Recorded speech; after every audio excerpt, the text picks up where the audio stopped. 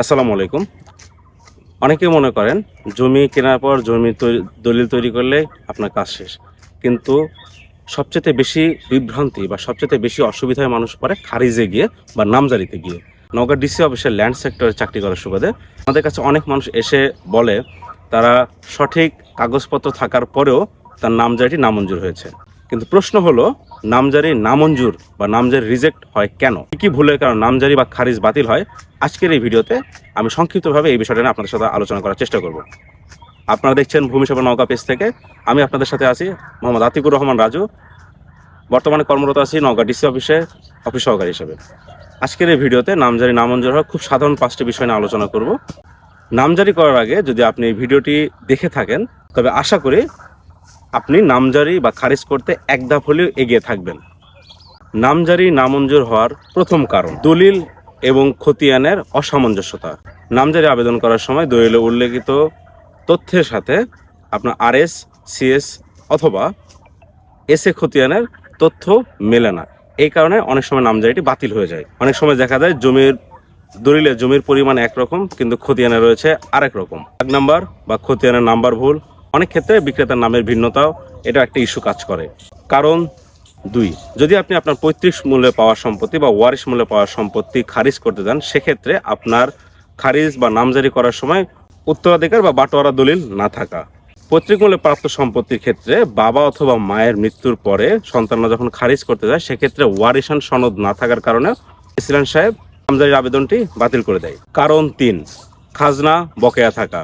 এটা অনেকেই জানেন না, পূর্ববর্তী মালিকের নামে বকেয়া ভূমি উন্নয়ন কর পরিশোধ করা না হলে নামজারি সরাসরি বাতিল করে দেওয়া হয়।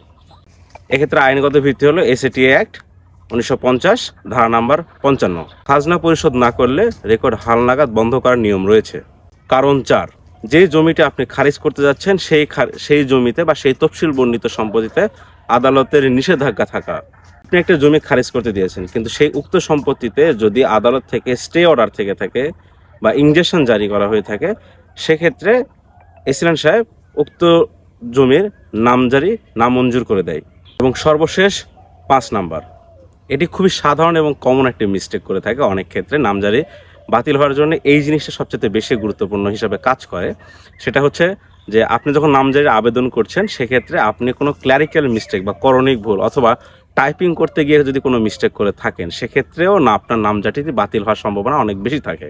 যদি আমরা একটু রিক্যাপ করে নিই তাহলে সারাংশ দ্বারায় আপনার নামজারি বাতিল হওয়ার ক্ষেত্রে 5টি কারণ হলো আপনার দলিল এবং আপনার খতিয়ানের অসামঞ্জস্যতা, পৈতৃক সম্পত্তির নামজারি করার ক্ষেত্রে ওয়ারিশান সনদ না থাকা অথবা ওয়ারিশের অসম্মতি থাকা, আপনার সম্পত্তিতে খাজনা বকেয়া থাকা, আদালত থেকে স্টে অর্ডার বা আদালত থেকে ইনজেকশন জারি করে থাকা এবং নামজারি আবেদন করার সময় আপনার তথ্যগত ভুল তুলে দেওয়া।